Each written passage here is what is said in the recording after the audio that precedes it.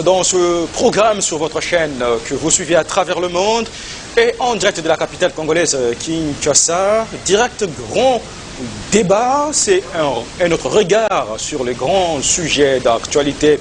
Et aujourd'hui, nous allons recevoir encore les grandes figures dans ces grands débats sur les grands sujets d'actualité. Et nous recevons pour ce Norbert Yamba Yamba, il est tshisekédiste de l'UDPS. À ses côtés, c'est Apo Ipan, il est analyste politique. En face de lui, c'est maître Emmanuel Foch Mukumayi, il est coordonnateur adjoint du Rassemblement des démocrates fascistes national. Merci, vous êtes coordonnateur adjoint national. Merci d'être venu. Et enfin, nous avons M. Augustin Bissimois, lui est de l'opposition extra-parlementaire. Et en principe, nous devons avoir M. Prince Epengue de la Mouka. À tous mes invités, je dis grand merci d'avoir répondu à l'invitation de ce plateau, de ce programme direct grand débat. Et c'est parti. Je voudrais bien commencer par M. Apo Ipan. Merci d'être venu. Alors, merci pour l'invitation. Je ne suis pas tellement en forme, mais respectant votre émission, votre plateau, je vais tout de même. Et voilà les matières retenues pour vous ce jour. C'est d'abord cette promulgation par le chef de l'État de la loi portant organisation et fonctionnement de la Commission électorale nationale indépendante CENI.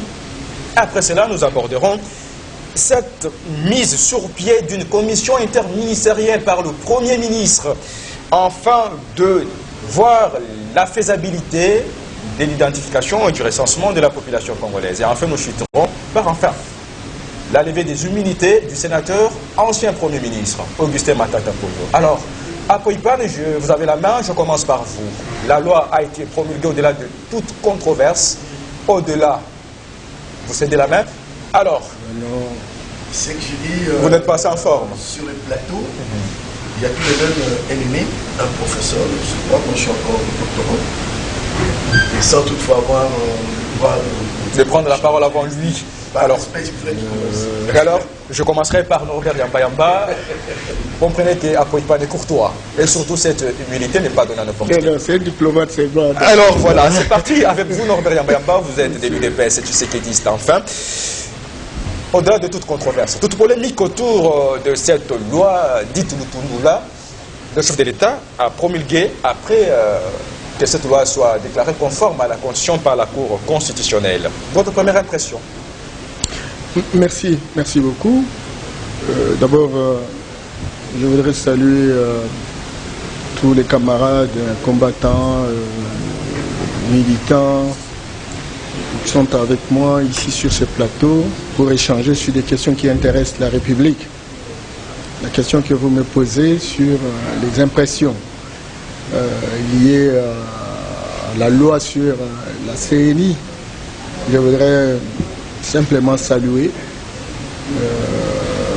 la disponibilité de cette loi qui était entendue, parce qu'il faut véritablement accélérer les choses. Le timing est relativement court. On a besoin d'avoir les instruments qui permettent de régenter les processus. Coup de chapeau au président de la République, qui a répondu avec aptitude, à cette loi qui a été déjà adoptée au niveau du Parlement. Cependant, je crains, il y a des choses qui visiblement auraient pu davantage être améliorées. Mais on ne va vraiment pas passer tout le temps à se discutailler sur le sexe des anges. Au moins que nous ayons quelque chose qui nous permette d'avancer et ça va s'améliorer au fil du temps. Mais excusez-moi, parce que vous avez parlé de choses qu'il faille corriger, si pas améliorer, entre autres. Quoi, par exemple, qu'il faille, c'est pas avec l'avenir, dans l'avenir, non, parce que améliorer. Ce qu'il faut améliorer, c'est que lorsque on a suivi 2 ou 3 cycles électoraux, il est très clair que l'on puisse se poser la question sur les motivations qui ont milité en faveur véritablement de cette approche qui consistait à rassembler les différentes parties prenantes autour de cette structure. Il me semble qu'il y a eu méfiance entre les acteurs. Et c'est comme ça qu'en 2006, on a eu n'est-ce pas, la commission électorale indépendante. En 2011, on en a eu. Et puis en 2018, c'est que très clairement, nous venons de passer 3 cycles électoraux. Or, généralement, par principe, c'est le ministère de l'Intérieur qui doit avoir les prérogatives d'organisation des élections. Je ne sais pas à quel moment on va encore restituer cette responsabilité au ministère de l'Intérieur. Moi, je pense que 3 cycles, c'est déjà beaucoup pour que cette responsabilité soit restituée au ministère de l'Intérieur. Alors, Norbert Yambemba, Augustin Bissimois, c'est vous, à moins que je me sois trompé, vous êtes de l'opposition extra-parlementaire. Après tout ce bruit autour de cette aujourd'hui loi, autrefois proposition de loi, l'Église catholique, l'Église Christ au Congo SSC, l'AMOCA, et puis voilà. Il y a eu une controverse de ce genre pour demander, en appeler à un consensus. Le chef de l'État a promulgué enfin la loi. Qu'est-ce qui reste? Les carottes sont cuites? Bon, merci beaucoup d'abord pour l'invitation accordée à notre parti politique, le MDVC, présidé d'Homme de Maître par le président national, le professeur Dr Justin Moudekeriza, et dont j'ai l'honneur de gérer comme secrétaire général. Et donc, par rapport à la loi qui a été promulguée par les chefs de l'État, je voudrais dire ici que, sincèrement, le décor est planté, n'est-ce pas, de tricherie et de la fraude. Et nous allons les regretter. Pourquoi? Parce que nous pensons que le président Félix Tshisekedi, avec l'UDPS, ils viennent d'un parti politique de l'opposition, qui ont beaucoup combattu les antivaleurs dans ce pays, qui ont beaucoup combattu la manière dont les élections s'étaient toujours déroulées dans notre pays. Et donc, nous pensions, nous au niveau du MDVC, nous au niveau de l'opposition extra-parlementaire, que ça aurait dû être l'occasion de corriger les erreurs du passé. Mais décidément, on se rend compte qu'on s'embarque encore une fois vers un trou profond. Qu'est-ce que je veux dire par là? Messieurs les journalistes, il vous souviendra que la Constitution, à son article 8, reconnaît très bien l'opposition et ses droits dans ce pays. Et l'article 8 est encadré par la loi organique portant statut de l'opposition. Là, je cite la loi numéro 07/008 du 4 décembre 2007.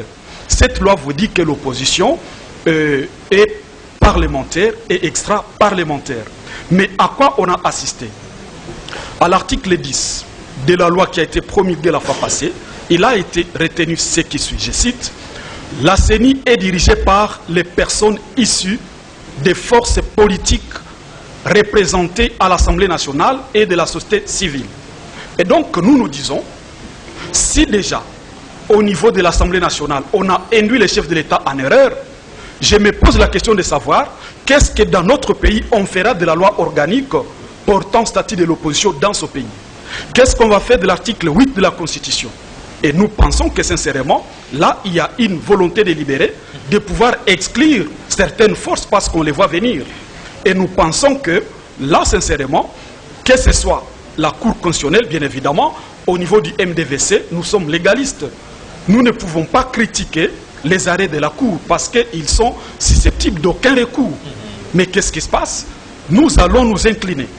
Mais néanmoins, il faudra que le garant des bons fonctionnements des institutions de la République, le chef de l'État, c'est lui qui a, n'est-ce pas, les bateaux de commandement, plutôt les bâtons, se disent, écoutez, on m'a induit en erreur, qu'est-ce que j'ai fait? À lui de s'assumer.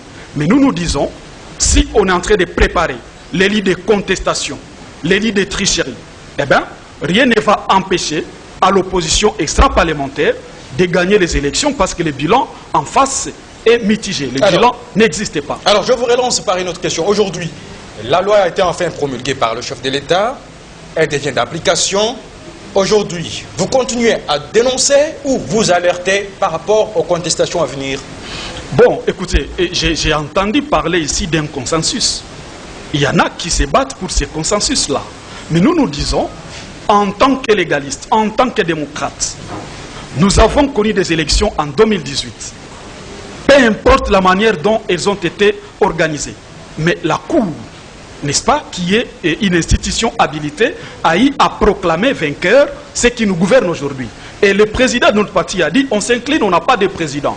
On n'a pas des institutions, là on parle de l'Assemblée nationale qui a voté cette loi, et donc c'est ça la nôtre, peu importe la manière dont on a eu cette majorité.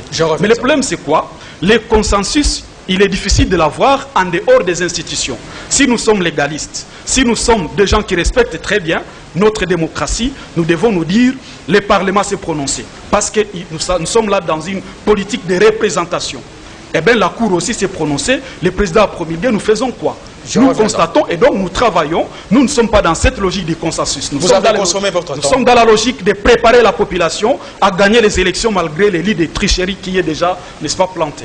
Maître Emmanuel Foch-Mokomayi, vous êtes coordonnateur national adjoint du rassemblement des démocrates fascistes. RDF-Ansic. Alors aujourd'hui, toute la polémique qu'il y avait autour de cette proposition de loi, désormais loi promulguée par le chef de l'État, nécessaire d'en appeler à un consensus. Est-ce qu'on peut parler d'un passage en force, comme l'estime Lamouka aujourd'hui? Merci beaucoup pour la question, merci pour l'invitation.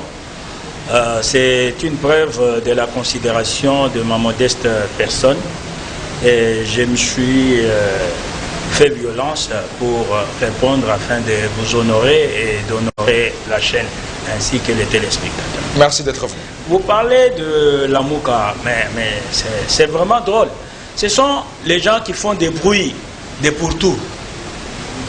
De quel Lamouka s'agit-il? Puisqu'il y a une tendance qui est animée par les députés nationaux qui a fui l'hémicycle, notre ami Martin Fayoulou et l'ancien Premier ministre Adolphe Mouzitou. Mais il y a une autre tendance qui est animée par le coordonnateur Moïse Katumbi Chapwe, le président de l'Ensemble pour la République, avec Jean-Pierre Bemba, le chairman du MLC. La tendance Lamouka, animée par Moïse Katumbi Chapwe, avec le chairman Jean-Pierre Bemba, est à l'hémicycle et a participé au débat autour de la proposition de loi faite par l'honorable hier, aujourd'hui ministre des Affaires étrangères, Monsieur Tundola Christophe. C'était une proposition. Il faudrait comprendre que nous ne sommes pas dans une république bananière. Lorsque j'ai fait référence à Montesquieu, dans son œuvre célèbre L'Esprit des lois, Montesquieu disait il faut que le pouvoir contrôle le pouvoir, que le pouvoir arrête le pouvoir. Donc il prônait et soutenait la séparation des pouvoirs. Nous avons le pouvoir législatif, exécutif et judiciaire. Et chaque pouvoir doit faire son travail. C'est ce que la Constitution de la République démocratique du Congo consacre en son article 149e, la séparation de pouvoir, l'indépendance de chaque institution. Vous parlez de consensus. Notre ami parle de l'opposition. Mais l'opposition est sacrée. L'opposition est reconnue dans la Constitution de la République. L'opposition s'organise sans interférence des organes gouvernants de la République démocratique du Congo. Est-ce que l'opposition veut maintenant gérer? Depuis les temps immémoriaux, Monsieur José, depuis les temps immémoriaux, la mission classique du Parlement, c'est légiférer. Après avoir légiféré, nous ajoutons les contrôles parlementaires et d'autres missions qui sont reconnues aujourd'hui au Parlement moderne. Les débats là, consensus et consort, ça devrait intervenir en amont au niveau de l'hémicycle. C'est qu'aujourd'hui, c'est un passage en force. Aujourd'hui, ce n'est pas le passage en force. Ça, c'est la confusion. Il n'y a pas de passage en force. Le Parlement de la République, qui est bicaméral, a légiféré. La proposition de loi a été faite par l'honorable Christophe Lutundula. C'est passé à l'Assemblée nationale, qui est la représentation nationale. On a débattu, on a voté cette proposition de loi. On a envoyé au Sénat, la Chambre des juges de sages. Le Sénat a voté cette loi dans les mêmes termes que l'Assemblée nationale. Et on a envoyé cela à la haute cour, la cour constitutionnelle, pour essayer d'examiner la constitutionnalité de cette loi-là. Et la constitutionnalité a été examinée. On a trouvé que ce projet de loi était conforme, cette proposition était conforme. Aujourd'hui, le président de la République a légiféré. Mais je crois que les gens commencent à chanter déjà leur défaite. Oh non, on a préparé les lits de tricherie, les lits de fraude. Quel lit de fraude on a proposé? La parole est à M. Apoipan. Aujourd'hui, après la promulgation, je rappelle que vous êtes analyste politique, aujourd'hui, après la promulgation de la loi portant organisation et fonctionnement de la CENI par le chef de l'État, la MOCA crie à une préparation d'une fraude électorale. Est-ce déjà une méfiance des acteurs politiques en prélude des élections de 2023? Merci d'abord pour la question. Je salue tous mes co-débatteurs. Je commence par là. Je pense qu'un juriste ne peut pas être un analyste politique. On est tous dans le loi.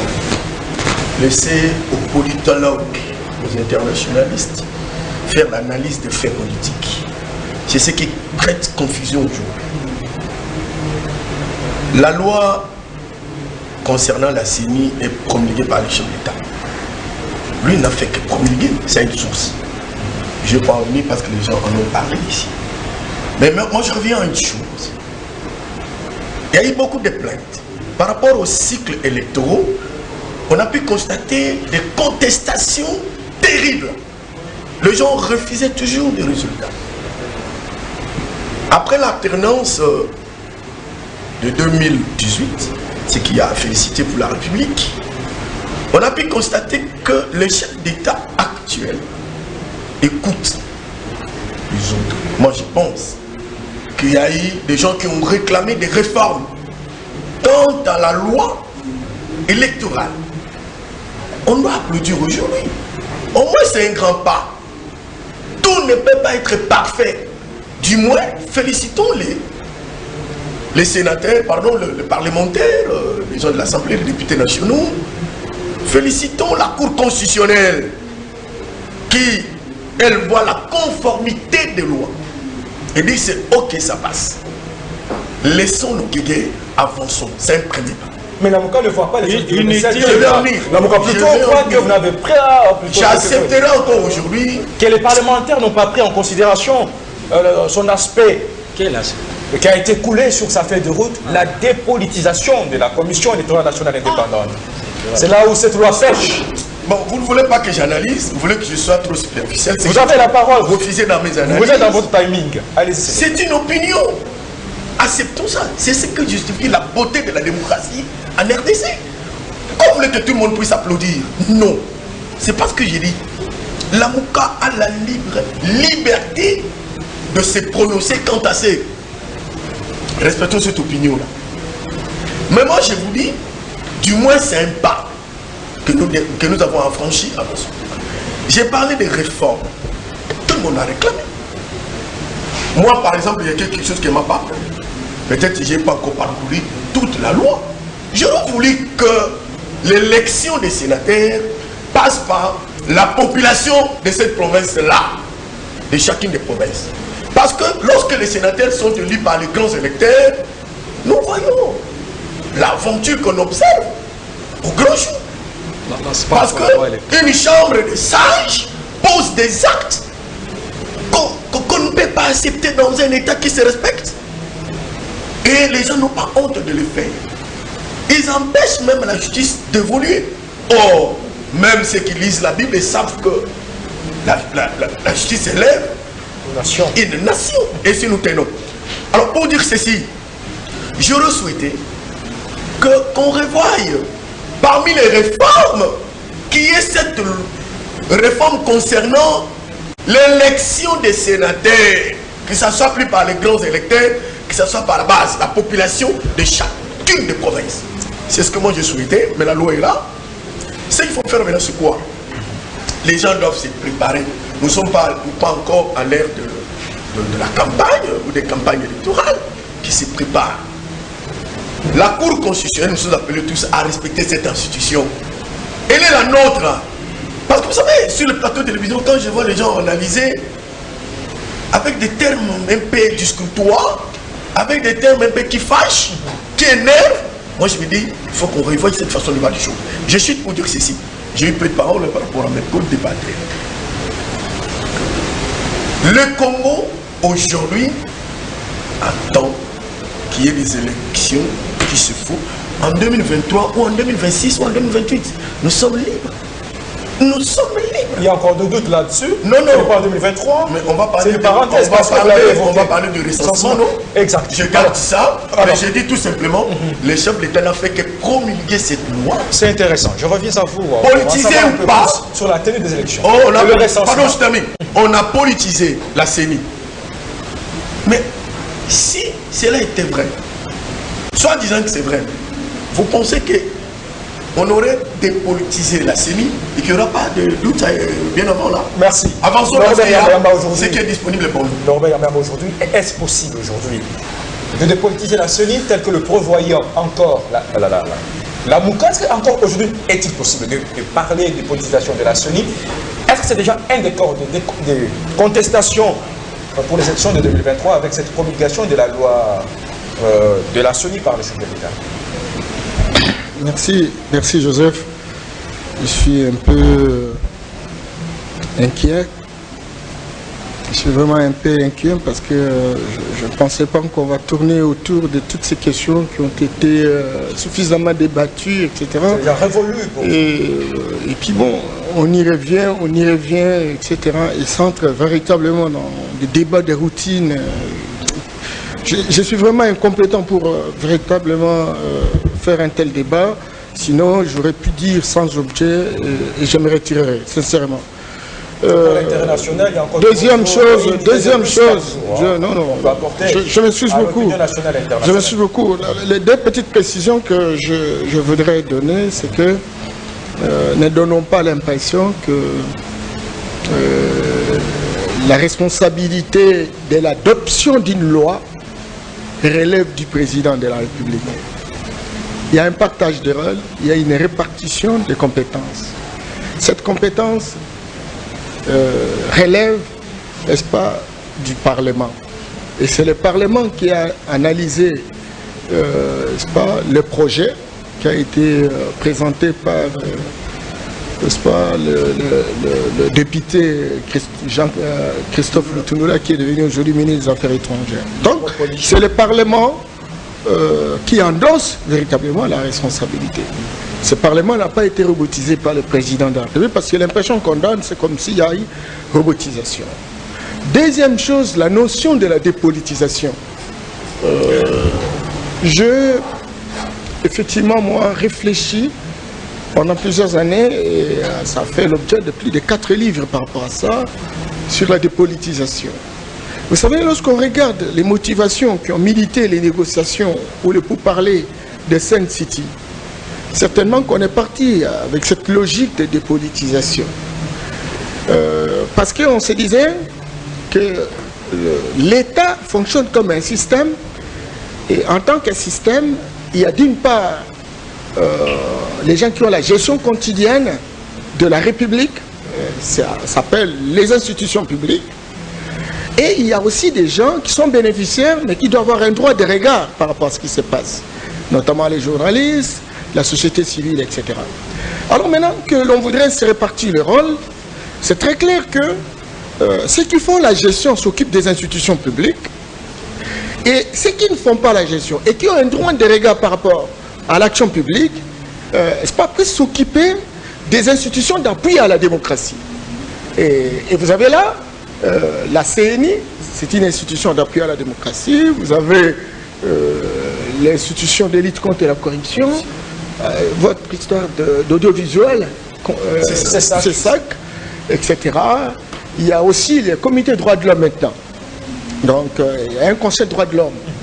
Et donc, ces institutions-là auraient pu véritablement être dirigées par les acteurs non étatiques. C'est très important.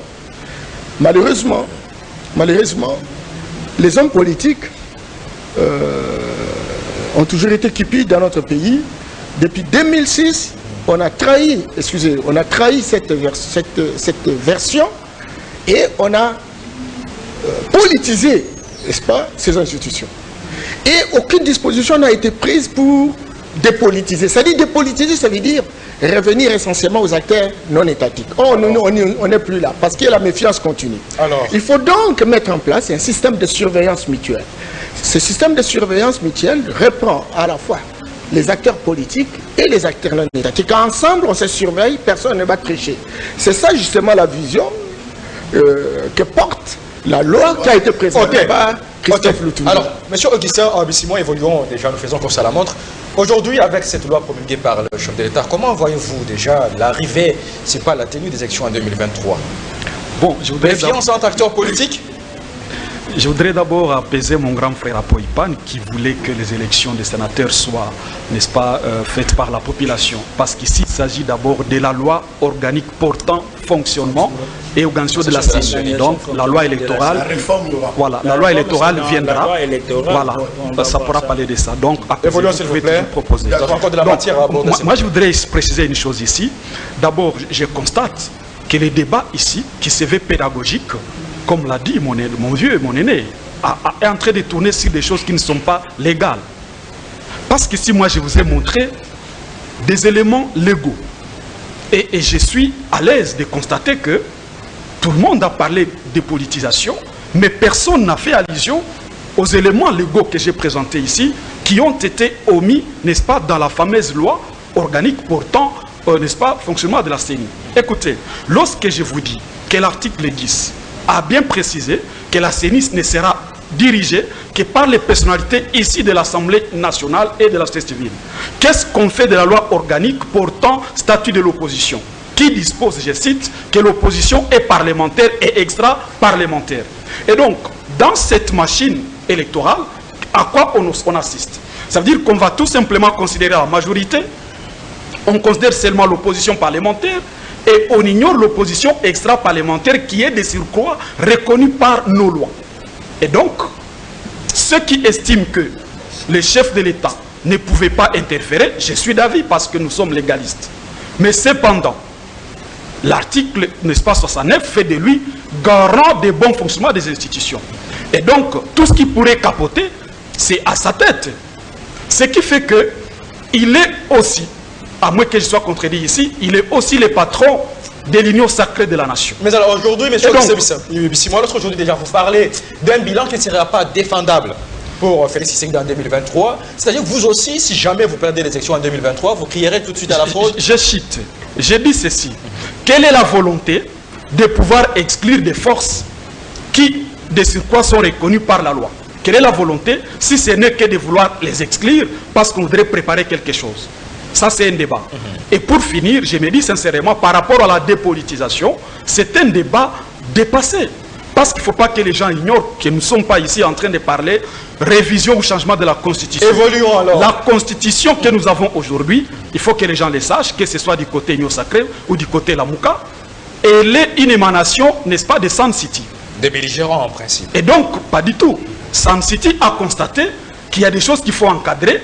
Voilà pourquoi on a dit désormais il faut que la CENI soit là comme institution d'appui à la démocratie pour organiser les élections.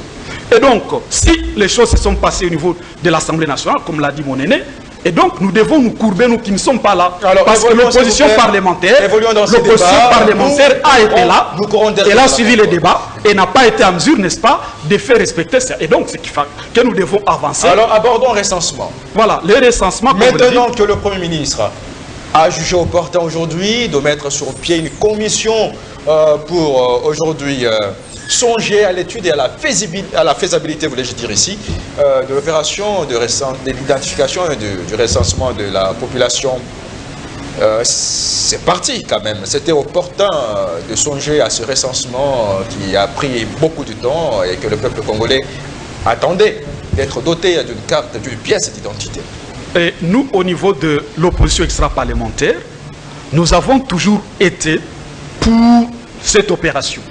Et donc, je ne pense pas qu'aujourd'hui, il y a un seul citoyen congolais qui va s'opposer, n'est-ce pas, au recensement de la population. Parce que, sincèrement, depuis beaucoup d'années, on est en train de tourner autour du pont pour parler de la population congolaise. Certains vous parlent de 80 millions d'habitants, d'autres vous parlent de 100 millions. Et donc, personne en réalité ne sait pas, nous sommes à combien. Donc, il y a l'occasion quand même d'applaudir pour le président Félix Tshisekedi et l'UDPS qui, après différents régimes qui se sont succédés, je suis assez majeur pour le dire dans mes termes. Je suis assez majeur. J'y arrive. Merci. Et donc, pour citer, je disais ceci, il est bon qu'on puisse passer au recensement. Mais la question primordiale, c'est laquelle? Est-ce que nous en avons les moyens et le temps? Si oui, personne ne va s'opposer. Mais si l'opération va se passer dans le délai constitutionnel et qu'il n'y aura pas glissement, personne ne va s'opposer. Alors, parce que nous attendons les élections en 2023, pas plus. Alors, Maître Emmanuel Foch, vous, selon vous, l'opération de recensement est-elle forcément liée à la tenue des élections, un préalable, un corollaire des élections? Merci, mais avant de répondre à cette question-là, il faudrait que je puisse rencontrer mon co-débatteur de gauche. Mais ne vous étonnez pas dans les répliques, s'il vous plaît. Non, non, mais c'est... Hein, la réplique vaut son pesant d'or pour des raisons pédagogiques. Je vous en prie, mais allez-y, s'il vous plaît, nous courons derrière. Il s'inquiète, il dit non, l'opposition est écartée, il y a l'opposition parlementaire et extra-parlementaire. Mais mon cher ami, vous devez savoir qu'il y a la loi organique sur l'opposition, qui prévoit même que l'opposition doit avoir les porte-paroles de l'opposition. Et pourquoi on parle d'opposition? L'opposition ne gère pas. Vous voulez que l'on puisse associer l'opposition à la gestion? Non. La gestion du pays, nous avons un État, nous avons les institutions. Et vous dites même que le président de la République est l'arbitre du bon fonctionnement des institutions. Mais lisez l'article 68 de la Constitution de la République. L'opposition n'est pas prévue parmi les institutions. Il y a 4 institutions de la République. Institution, président de la République. Première institution. Deuxième institution, le Parlement. Troisième institution, le gouvernement. Et quatrième institution, les cours et tribunaux. Alors.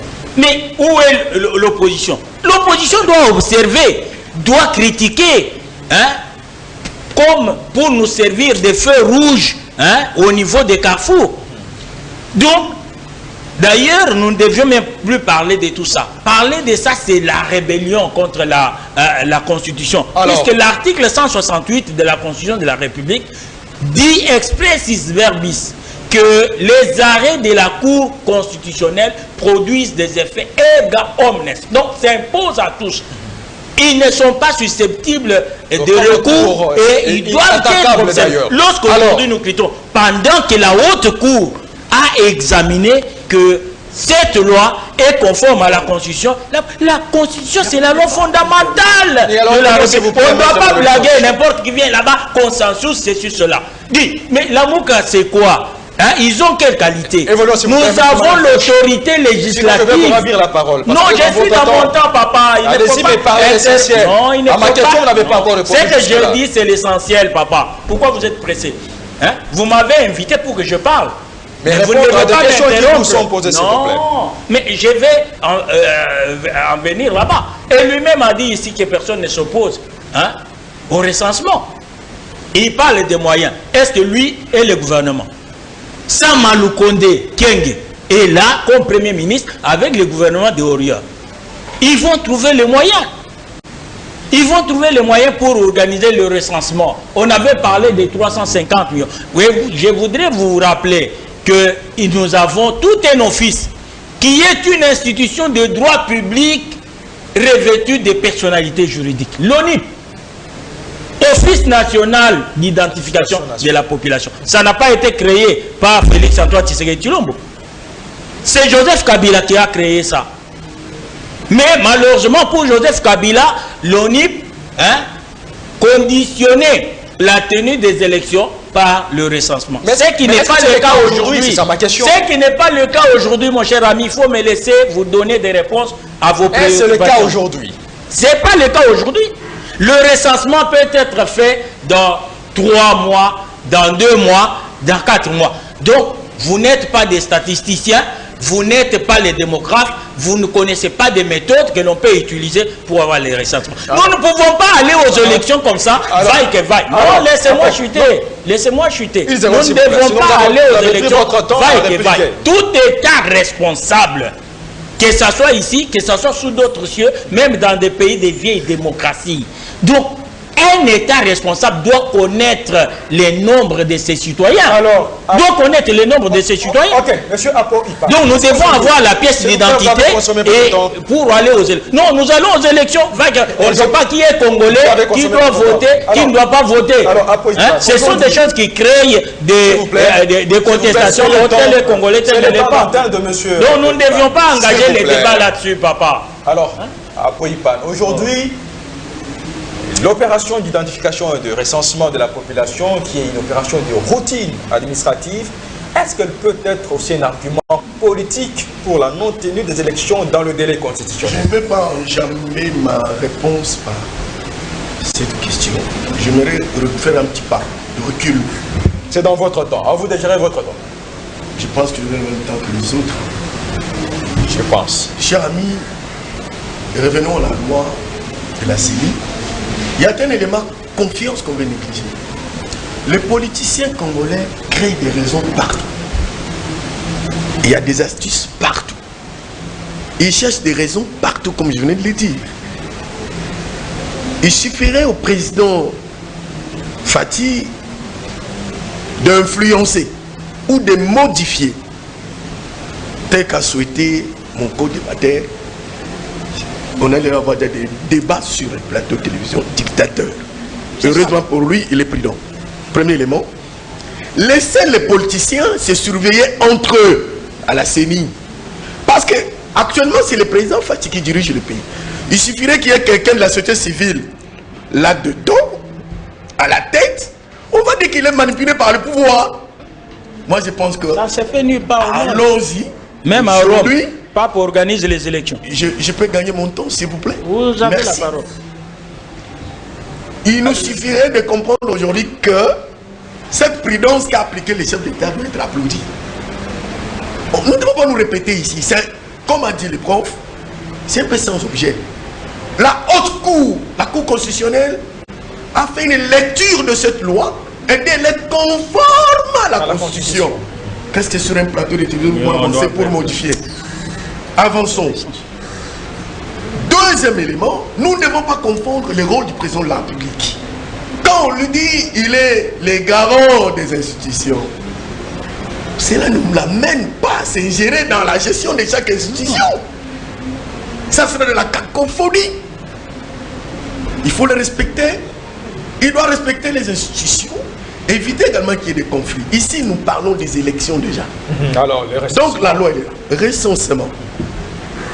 Plus ou moins les recensements, millions de dollars. Les recensements, c'est un enjeu très important dans ce que nous appelons le respect du calendrier électoral. C'est lié.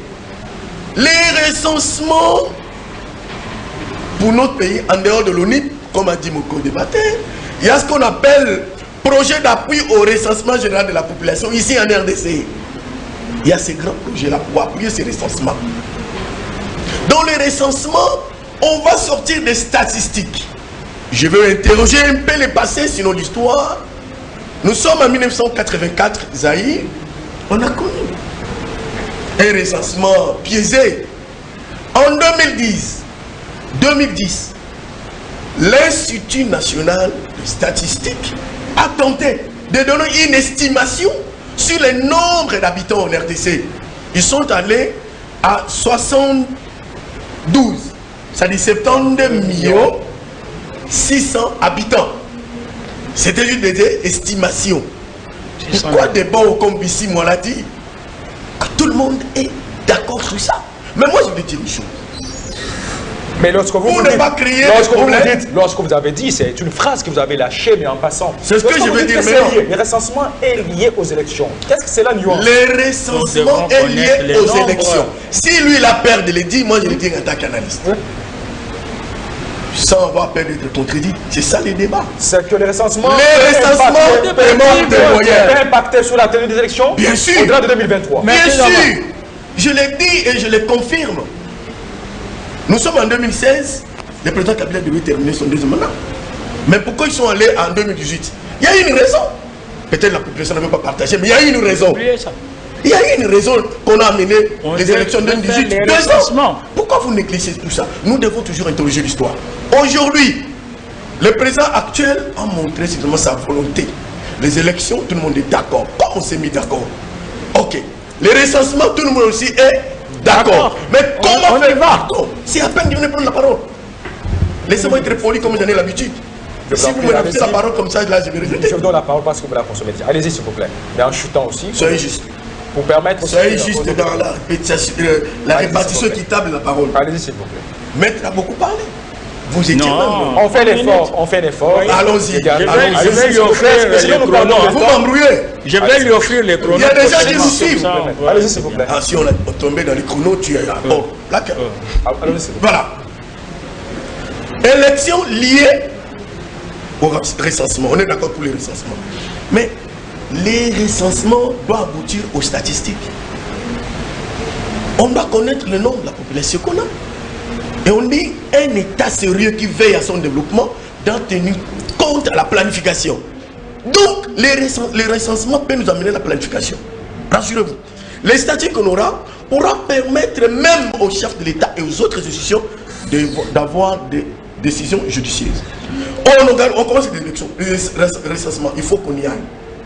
S'il arrivait que en 2023, on n'a pas encore un nombre exact de la population, l'identification n'a pas encore pris fin, qu'est-ce que vous allez dire à Fatih?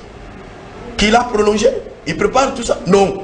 Moi, je souhaite, ça n'engage que moi, les recensements doivent continuer. Si on dépasse 23, allons-y. Mais est-ce que ce n'est pas possible? Jusqu'à ce que... ce n'est pas possible, s'il vous plaît? Je vous donne la parole. Est-ce que ce n'est pas possible? On commence l'opération d'identification et de recensement. Oui. Sous Fachi. Oui. Les élections se tiennent en 2023. Comment? Il gagne ou pas en 2023, mais l'opération continue. Comment il ne peut pas gagner? Non.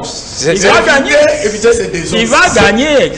Laissez-moi dire. Il va gagner. Vous l'amenez à la campagne. Oui, s'il vous plaît. Vos questions sont quelquefois. Vous avez la parole. Non, c'est pas normal. Cher ami, On ne discute pas sur des hypothèses. on a préparé les recensements. Normalement, ça devait terminer avant 23 pour qu'il y ait l'élection. Mais s'il arrivait que je suis dans une hypothèse, je prends une alternative qui a 2 hypothèses. La première hypothèse, l'identification se termine avant 23. C'est au moins tel nombre de population, telle province à tel nombre, on va aux élections. Pas de problème. Deuxième hypothèse, s'il arrivait que avant les élections et qu'on n'ait pas terminé avec l'identification, on arrête l'identification, même le monde va se moquer de nous. Nous devons continuer. Ça n'engage que moi. Donc, soyons les deux opérations sérieux. sont liées. Nous devons connaître le nombre de la population congolaise.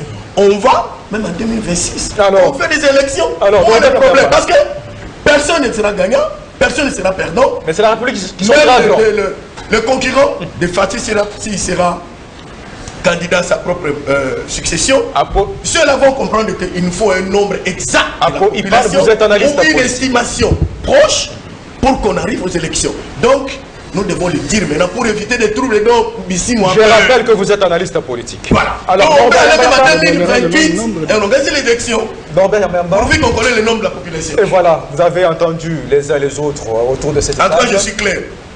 Parce qu'aujourd'hui, le recensement est une opération forcément liée à la tenue des élections. Oui. Vous épousez ce point de vue? J'ai 2 petites choses. La première chose, c'est de tranquilliser Ici, mon ami, qui n'a pas tellement tort, en reconnaissant que le président est le garant du bon fonctionnement des institutions. et qu'il doit en assumer pleinement son leadership lorsqu'il y a dysfonctionnement des institutions de la République. Il me semble qu'on n'est pas dans les cas de figure. Il y a les institutions qui fonctionnent, chacune a joué sa partition et le président vient entériner la discussion qui a eu lieu en amont. Que ce soit le Parlement qui a la responsabilité, que ce soit la Cour constitutionnelle, les deux institutions se sont prononcées. Certainement que lorsqu'il y a dysfonctionnement, le président est appelé à réguler la situation. Et ça, vous avez pleinement raison. Je voudrais également dire que faisons un peu attention par rapport à ce que nous disons, parce que je connais bien le président de la République. Il y a des choses pour lesquelles il peut accepter, il y a des choses qu'il n'accepte pas si facilement, surtout pour ne pas trahir le tribunal de sa conscience. Et en tout état de cause, lorsque nous parlons de recensement et d'identification, ce sont deux notions différentes en fait. Le recensement, c'est une opération administrative qui peut se réaliser dans une société. Je crois que mon frère Apo l'a dit, il faut faire la planification. Comment? Nous avons combien de jeunes, nous avons combien d'adultes, nous avons combien de femmes, nous avons combien d'étrangers, combien de nationaux, etc. Nous voulons construire des plans de développement pour répondre à tel ou tel problème. On a besoin que nous ayons toutes ces statistiques pour consolider nos différentes décisions. Et donc, le recensement peut se réaliser au fur et à mesure que l'on continue, encore qu'il faut déterminer véritablement le timing. Tandis que l'identification, je vais terminer, tandis que l'identification, c'est l'opération qui permet de savoir qui est national et qui est étranger. Il n'y a que les nationaux qui sont appelés à voter. À tout état de cause, lorsqu'on va dans la logique de l'identification des nationaux, eh bien, il faut faire le travail. Mais j'ai suivi les DG, de l'ONIP, je crois que Maître l'a dit tout à l'heure, qui disaient que si on a des moyens disponibles, en ayant une année, on peut arriver véritablement à faire ce travail. Nous disons, ok, mais quand nous, on commence le travail d'identification, dans l'hypothèse où ça ne se termine pas comme je dirais toutes ces prévisions, à ce moment-là, on ne va pas arrêter. Parce que ça va servir véritablement d'outils qui nous permettent d'organiser des élections transparentes pour qu'on évite ce qui a toujours été dit. Je voudrais également dire qu'il faut faire beaucoup d'attention. Nos amis de l'opposition sont des citoyens de la République. Lorsqu'on est dans une démocratie, il y a deux types de démocratie. Il y a la démocratie représentative, il y a la démocratie participative. Et donc, lorsqu'on est de l'opposition, certainement qu'on ne vient pas gérer, mais on a un droit de regard, on a un mot à dire par rapport à la performance des institutions. En tant que tel, ils sont capables, bien entendu, de faire la sentinelle. Mais lorsqu'on est dans une situation de crise, où il y a méfiance entre les différents acteurs, n'empêchez pas qu'un groupe d'opposants reconnus par la loi sectorielle, etc., puissent faire les revendications. Il faut accepter qu'ils fassent les revendications. Ça fait partie de la beauté, et mon ami l'a dit. Alors, c'est là justement que j'ai dit que ce soit l'opposition extra-parlementaire, que ce soit l'opposition, la Mouka compagnie, elles ont aussi droit de citer. Mais il ne faudrait pas non plus croire que ce que vous dites, ça doit nécessairement se faire. Et il faut le dire. Mais il faut engager le débat. Oui, et donc, ce débat-là va permettre à ce qu'on puisse consolider nos convictions et lever l'option. Nous tendons vers la fin. Abordons la dernière matière qui a été retenue pour vous comme au menu de ce magazine. Les immunités de l'ancien Premier ministre, actuellement sénateur, Matata Ponyo, ont été levées par le bureau pendant que on dirait madame pas beaucoup de temps. Est en vacances. Par contre, alors, est-ce aujourd'hui dire que le Sénat se rachetait? Oui, monsieur. Chacun aura 2 minutes et demie, et puis on va conclure. Vous y allez, vous concluez, et puis ça sera la fin. Pour des raisons d'équité, vous allez vous rendre compte que je semble être seul contre tous. Parce que c'est pourquoi je vous donne cette marche de parole. Non, si par rapport au débat, bien, j'y arrive. Je ne voudrais pas laisser passer, n'est-ce pas, certaines choses. Heureusement, notre aîné a su répondre, n'est-ce pas, à ce que j'ai entendu ici. Vous savez, quand nous sommes sur les plateaux, nous faisons des émissions pédagogiques. Nous avons nos enfants qui nous suivent et qui apprennent. Pour dire que tu n'es pas seul. Pour une fois, oui. Merci beaucoup. Et donc, à ce niveau ici, lorsqu'on dit ici, nous sommes en train de discuter les matières sur la composition de la CENI. Mais on me dit à côté que l'opposition ne gère pas. Je suis perdu. Est-ce que nous, dans nos partis politiques, nous pouvons apprendre à former nos cadres? C'est pas possible. Est-ce que nous pouvons former nos cadres? Nous parlons ici de la CENI. Or, la loi qu'ils ont promulguée a reconnu que le deuxième vice-président viendra promulguer. Et vous êtes dans vos 2 minutes et demie, s'il vous plaît. S'il vous plaît, pendant que vous l'interrompez, est-ce que je suis protégé? On doit l'ajouter. Vous avez ma protection, allez-y, s'il vous plaît. Vous êtes dans vos 2 minutes. J'ai dit ceci. Est-ce que réellement la loi qui a été promulguée par les chefs de l'État, lorsqu'elle reconnaît que le deuxième vice-président sera issu de l'opposition, est-ce que c'est moi qui l'ai dit? Non, mais c'est la loi. Alors, est-ce qu'il ne viendra pas gérer la CENI, celui-là? Non, mais ça c'est autre chose. Répondez à ma question, nous allons, s'il vous plaît. Nous parlions de la CENI, je ne parlais pas des institutions. Nous sommes sur le dossier le de la MDVC n'a pas revendiqué un poste ministériel.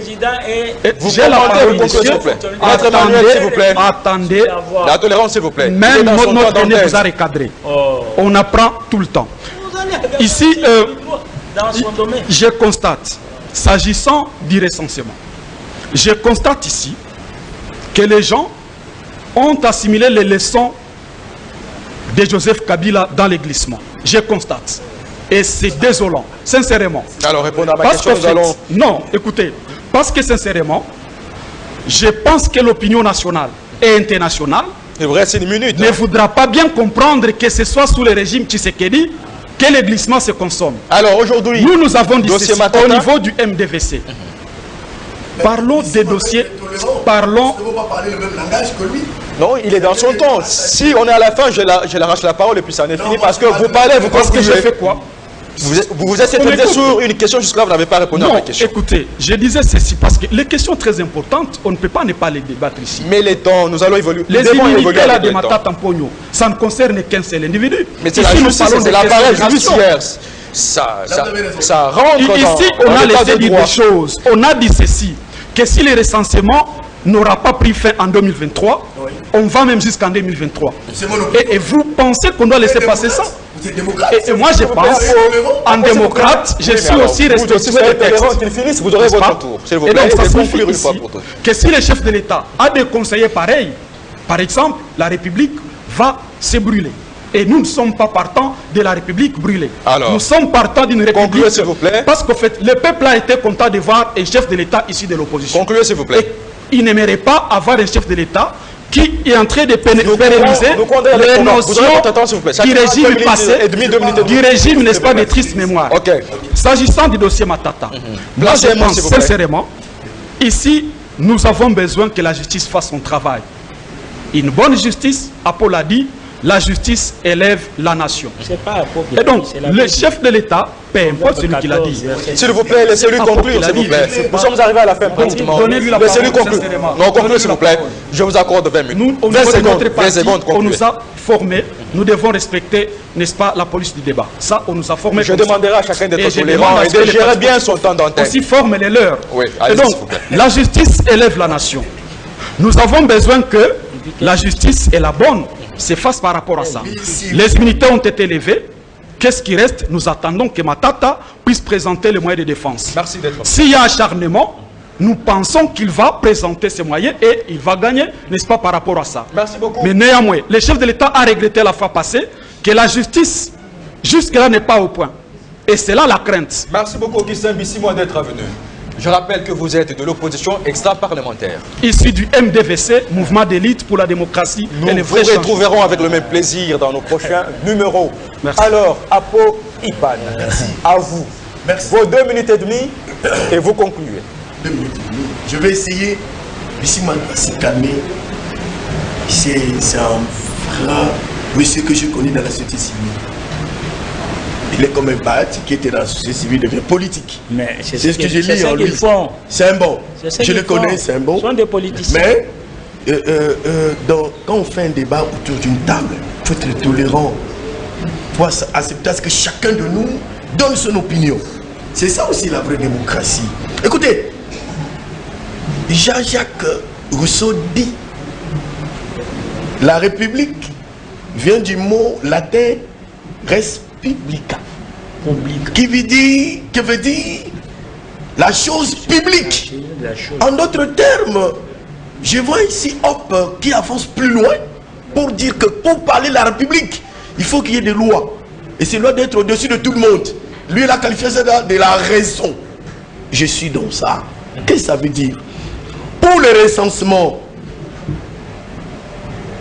je l'appelle une fois papa, professeur Yamayamba l'a dit. Ici, dans le recensement, on sait énumérer la catégorisation de la population, de vieux, de jeunes, ainsi de suite, pour une raison donnée. Peut-être les profs ne peuvent pas le dire. Le recensement contient un enjeu du respect du calendrier électoral. C'est lié. Je vous le dis avec tout le respect que je lui dois. Alors, mais je termine. Vous allez encore poser 30 minutes. 30 secondes. Poser la dernière question sur le dossier Matata. Je reviens dans ceci. L'identification, c'est ce qui conduit aux autorités de faire les distinguos entre la population et le peuple. Dans la population, il y a des étrangers qui ont accepté de vivre au Congo. Et dans le peuple, ce sont des autochtones, les nationaux. Ok? Ici, par rapport aux enjeux, les deux termes se confondent. Excusez-moi de le dire. Ce qui revient à dire qu'il faut des moyens pour l'identification. Il faut des moyens colossaux pour les recensements. Alors, s'il vous plaît, la dernière question, je ne peux pas répondre. Pour la dernière question, laissez-moi. Si vous trouvez la question Matata ne vous intéresse pas. Je peux ne pas. Bon, laissez-moi terminer. C'est les journalistes. Vous voulez que j'agence les idées ou quoi? Vous faites encore trop revenir derrière. Ah bon? C'est une question qui a été J'avais parlé de la population du peuple, des nationaux, dans l'identification. Quand j'ai distingué les autochtones, les nationaux et les étrangers, je l'ai dit ici, les gens nous suivent. Attention, il ne faut pas prononcer des choses qui vont blesser les gens sur le plateau. Les recensements, le prof l'a dit. Maintenant, je viens de catégoriser les gens sur les recensements. Je l'ai dit ici, je ne me répète jamais. J'avance. Vous êtes arrangé pour que je n'avance pas justement. J'ai parlé des moyens. L'État doit chercher des moyens, les disposer de ce travail qui fait l'inspection générale des finances aujourd'hui, pour permettre que les gens perdent l'argent de l'État et ça conduit à la mobilisation des recettes. Lorsqu'on a tous ces moyens-là, on a possibilité d'organiser d'abord, j'ai dit d'abord, les recensements et l'identification. Et après, on va organiser les élections. Là où ça fait peur à Bissi, moi, quand je dis, on arrive à 2023. Les recensements n'ont pas abouti. L'identification n'a pas abouti. Je pose la question. Allons-nous organiser les élections ou on doit continuer cette opération? Pour Matata, l'affaire est à la justice. Suivons, nous attendons les procès pour qu'on ça passe. On n'a pas de problème contre lui. C'est un fils intelligent de ce pays, il faut le reconnaître, c'est ça. Il est intelligent, autant que le président a reconnu l'intelligence de Caméré. N'est-ce pas? Nous les reconnaissons à Matata. Mais lorsqu'on a géré la chose publique, le principe de redevabilité qui sanctionne la bonne gouvernance doit être d'application. Ne pas avoir peur. Et répondre à la justice, répondre à l'interpellation, à l'invitation de la justice de son pays, qu'est-ce qui est de plus mieux? Qu'est-ce qui est de plus mieux que ça? On a la réponse pour Matata. Nous attendons le procès. Mais moi, j'insiste, lorsqu'on arrive à 2023, ça n'engage que moi. Lorsqu'il n'y a pas de moyens pour terminer les recensements et l'identification, allons jusqu'à 2026. Même 2028. Organisons les bonnes élections. Vous êtes même allé jusqu'à 2028. Je l'ai dit. Vous voulez qu'il y ait 2030, pourvu qu'on organise les bonnes élections où on connaît le nombre de votants, vous êtes un le nombre. politique. Merci d'être venu. Merci. J'ai salué encore dans le prochain C'est intéressant. Merci. Je viendrai. Ok. Alors, Norbert Yambemba, tu sais qu'ils disent des Pessiens. Est-ce qu'aujourd'hui, affaire Matata, les unités sont levées? Est-ce que le Sénat se rachetait? Est-ce qu'on peut dire qu'enfin que le passé nous rattrape toujours et que maintenant la justice peut faire son travail? Moi, je pense que lorsque nous on s'engageait dans les combats pour la démocratie au début des années 80, nous avions une mission de faire autrement les choses que le maréchal à son temps. Et je reste fidèle à cette vision initiale. Et je suis très rassuré que le président est sur cette voie-là. Chacun de nous doit faire une réflexion. Nous sommes intellectuels, on donne ses pensées, mais il ne faudrait pas donner l'impression que le président de la République est partie prenante par rapport à tout ce que nous disons ici. Personne n'a été envoyé pour ça. C'est la première chose. Deuxième chose, le recensement et l'identification sont importants. Mais chaque chose a un chronogramme. Il faut construire un cadre logique qui va déterminer le timing. Et on doit être exigeant par rapport au respect de ce temps. Et nous avons une institution qui va y travailler et je crois qu'il respectera les règles de l'art. Et donc le président de la République n'empêchera pas à cette institution de donner le meilleur d'elle-même. Alors, dossier Matata, pour conclure avec vous. Je voudrais, par rapport à la question de Matata, j'allais dire sans objet. Comme l'estiment certaines langues. Ne rabaissez pas le débat. Mon frère a élevé le débat. Chacun de nous a la présomption d'innocence. Matata est parmi des hommes et des femmes qui ont eu à servir la nation avec un minimum de traces. C'est important. Lorsqu'il était en voyage, il est rentré tôt parce qu'il avait besoin d'aller en justice pour reconstituer sa crédibilité. C'est l'occasion aujourd'hui plus que jamais qu'il puisse véritablement démontrer son innocence pour confirmer naturellement cette présomption. Et donc, je n'ai pas véritablement d'autres commentaires à faire, si ce n'est de reconnaître que chacun de nous est présumé innocent avant que la culpabilité ne soit prononcée. Merci. Merci beaucoup Norbert Yamba. Je rappelle que vous êtes tshisekidiste de l'UDPS. Merci d'être venu. Nous allons conclure ce magazine avec Maître Emmanuel Foch Mukumaï. Vous êtes coordonnateur national adjoint du Rassemblement des démocrates fascistes. Aujourd'hui, tous les regards sont braqués vers la justice pour voir les dénouements de poursuites judiciaires contre l'ancien Premier ministre. Enfin, on peut dire que les sénateurs ont collaboré avec la justice. Collaborer avec la justice, c'est pas du tout à exclure, hein, puisque une institution ne peut pas gêner une autre dans son fonctionnement. Vous savez, la Bible nous dit la justice élève la nation tout entière. C'est pas la CENI qui peut élever la nation, c'est pas l'opposition, mais c'est la justice qui peut élever la nation. Nous devons nous estimer heureux d'avoir un président comme Félix-Antoine Tshisekedi Tshilombo, puisque lors de sa première adresse à la nation en décembre 2019, il avait réclamé à l'autorité législative la réforme des lois. Il avait souhaité qu'il y ait l'élection présidentielle à 2 tours, que les sénateurs, les gouverneurs des provinces soient élus au suffrage, je ne veux pas dire universel, mais provincial, pour éviter la corruption et tout ce que nous avons vécu comme devoir.